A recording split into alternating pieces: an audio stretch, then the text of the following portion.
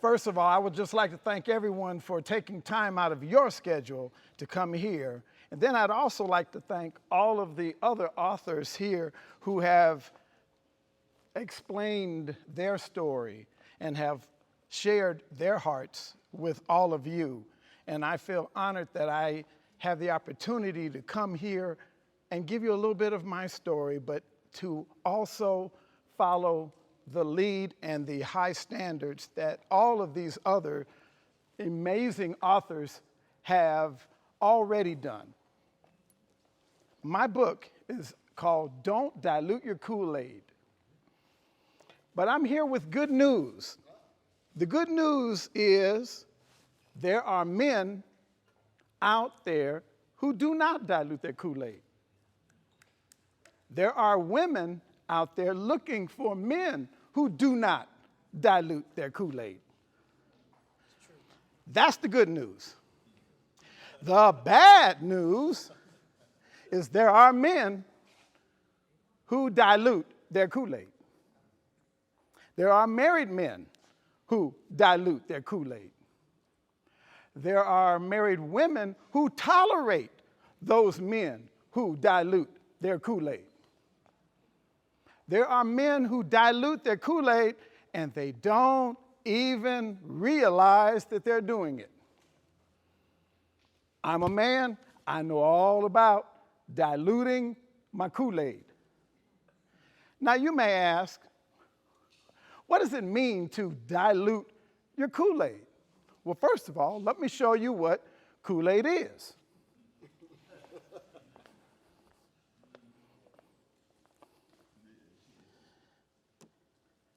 Kool-Aid, many of us have grown up drinking Kool-Aid.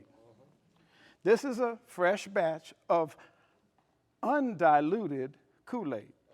Kool-Aid is designed to be a refreshing drink, a drink that tastes good. If you follow the manufacturer's instructions, you can make some good Kool-Aid.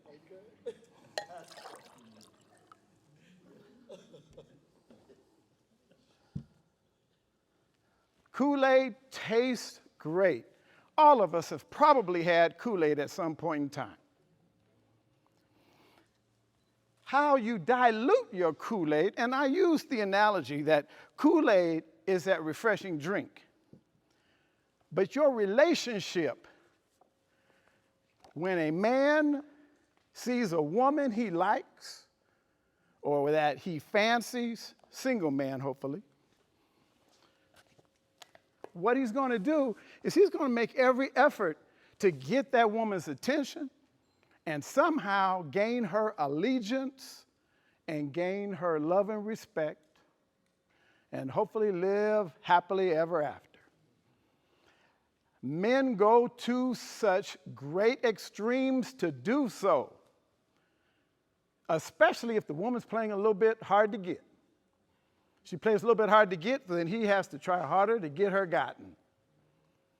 But we men will put forth that effort, we will put forth that energy, and we will do whatever it takes to gain her allegiance because we're on a mission.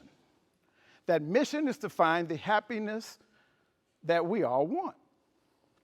So now you have gained her allegiance and you've gotten married and she feels so great about the man that's in her life and you feel so great about the woman that's in your life. You have Kool-Aid. The Kool-Aid was made fresh.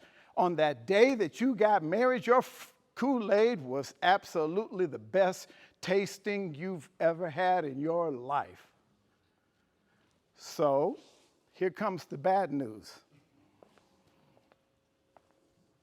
The bad news is that, and I'm talking to the men out here, the committed men, talking to the married man, short-term marriage or long-term marriage. There are other women on earth, in case you did not know. And these other women on earth, some are very attractive and some are not. But regardless, they are not the woman that you have committed yourself to. We men, unfortunately, sometimes without even really realizing it, we dilute our Kool-Aid. What we do, we look at another woman for more than a second, for more than a glance, with more intensity than we should. And what do? We put a little bit, a drop or two into our Kool-Aid.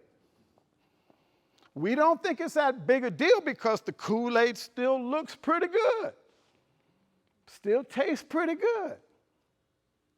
Over a period of time, we look at a few other females that walk by, and I'm not talking about just acknowledging that a female walks by. I'm talking about when you decide that